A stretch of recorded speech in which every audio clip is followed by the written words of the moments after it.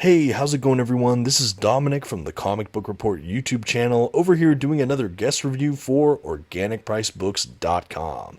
And today I've got another Omnibus overview for you. We're going to be looking at the Thing Omnibus from Marvel Comics, and wow, this was a really fascinating read. A couple things about the book. The issues in this volume were written primarily by John Byrne, Mike Carlin, and Bob Harris, among a few others, and illustrated primarily by Ron Wilson, John Byrne, and many more. The comics in this volume were first published by Marvel Comics beginning in 1983. The volume itself collects The Thing, the 1983 series, issues 1 through 36, Fantastic Four, issue 274, 277, and 296, Quest Probe, issue 3, Secret Wars 2, issue 7, West Coast Avengers, issue 10, Marvel graphic novel Hulk and Thing, The Big Change, Marvel Tales, issue 198, and material from Marvel Fanfare, issue 15, and Marvel Superheroes, issue 5. This is an oversized hardcover collection with glossy print paper stock, a sewn binding, and a total of 1,160 pages.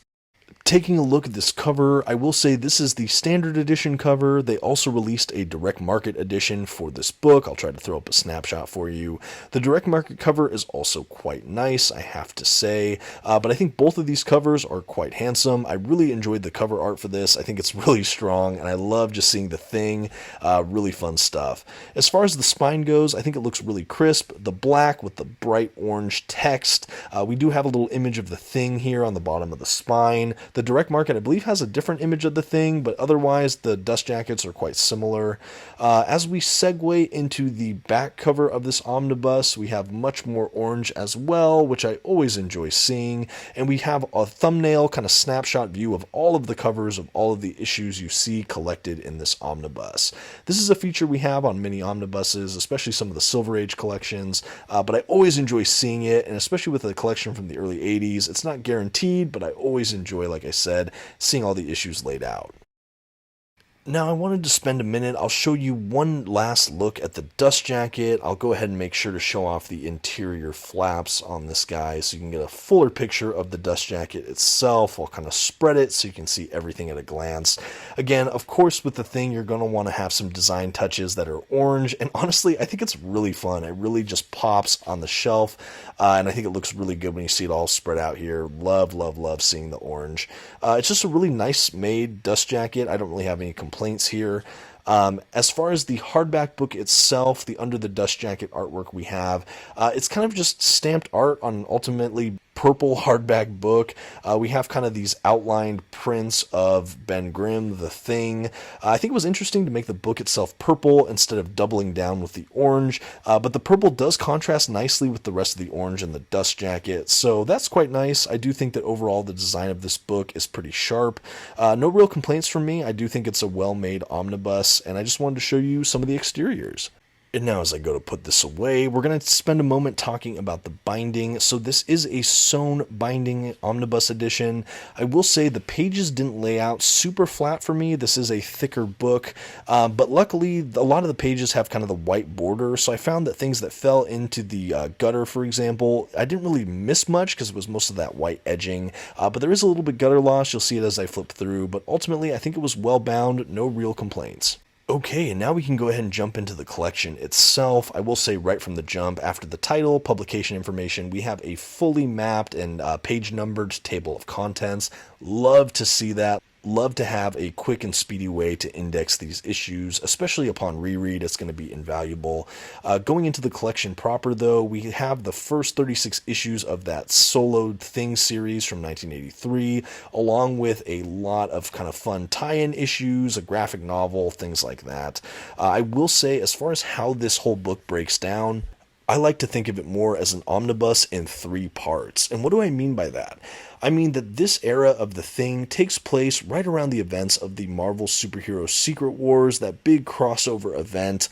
So if you haven't read that, it is kind of important, but I think that this book does a fairly good job of kind of giving you contextual things you need to enjoy when that would have happened. Why that's so key here is that this book is really divided. We have the first handful of issues of this solo series for The Thing, and it's kind of his exploits in New York, his solo adventures. We have some great character work. We have a whole issue where he's kind of talking about an ex-girlfriend and he's flashing back to his kind of college days. And we get a lot of good character work here, a lot of kind of one-off little episodic adventures. And then we get to the meat of the book, the second third of this book, and it all has to do right after the events of the Marvel Secret Wars. Without getting into too many spoilers, Ben Grimm decides to stay behind on the battle world where Secret Wars took place, and in that world he has the ability to turn back and forth between Ben Grimm and The Thing. And so he is staying on this kind of distant planet, and it's a really fascinating time in this character's history. He's going by the name Rocky Grimm, Space Ranger, and this is kind of the middle third of the book, and it just feels like this gigantic, trippy space opera slash Thing finding himself. Very tonally and kind of setting-wise, super different than what came before and what comes after.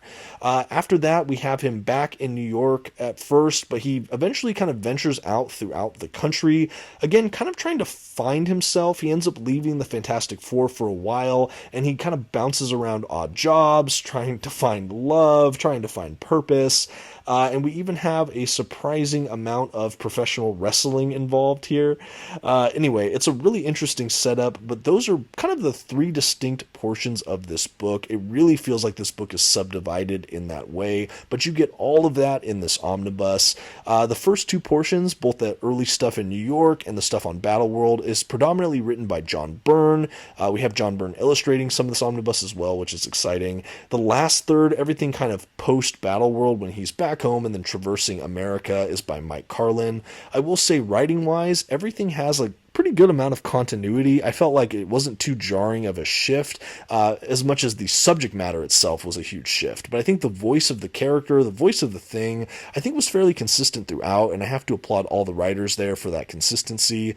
Visual-wise as well, we do definitely have the art changing hands a few times, but overall I think there was a pretty good consistency with that as well, which I appreciated. After that, toward the end of the book, we have a couple other issues as well that I will speak to, even if I'm not necessarily showing it. We have an issue with the West Coast Avengers. We have a 25th annual kind of Fantastic Four special that has kind of the Fantastic Four and the Thing kind of reuniting after a period away. This is a kind of double or triple long issue that is really fun. I had a blast reading this one. It involves the Mole Man, which was one of the first adventures the Fantastic Four had. This issue is actually scripted by Stan Lee, which was a really fun throwback, and it's just a really fantastic story. Toward the back as well, we also have a Marvel graphic novel with the Hulk and the Thing. The art style for that is kind of this painted look, which I really liked. Really fun little graphic novel, and a couple other odds and ends that round out the back of this collection. This was frankly unlike anything I had ever read before. I love that this isn't the Silver Age era. This is comfortably in the 80s, and so it feels a little more fresh from something like just a Silver or Golden Age era, even if it isn't perfectly modern or contemporary. Art-wise, we have a lot of still boxy kind of panel layouts, but I still think that the art was very fresh and interesting. You know, this predates things like the Todd McFarlane era of comic books, where we have these huge kind of dynamic panel-breaking splash pages and spread pages.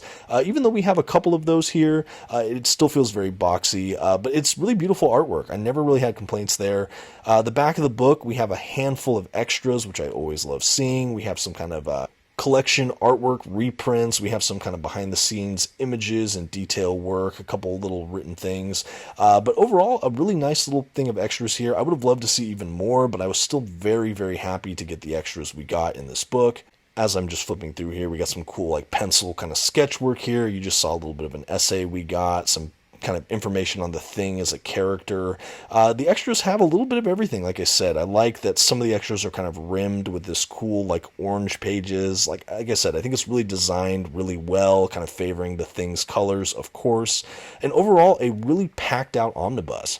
And as I'm making my way through the last of the extras and ultimately the end of this collection, I have to say that overall, really enjoyed my experience here. If you're interested in picking up this omnibus, I highly encourage you to check out, of course, organicpricedbooks.com. They always have a great selection of books. I'm really happy I got this copy. If you're looking for a fuller review of this title specifically, you can check out my channel, The Comic Book Report. I think I've even reviewed the Marvel Superhero Secret Wars omnibus they did that kind of tie it into the events here. Anyway, would love to have you swing by. Thank you for thinking about it, and until next time, have a good one.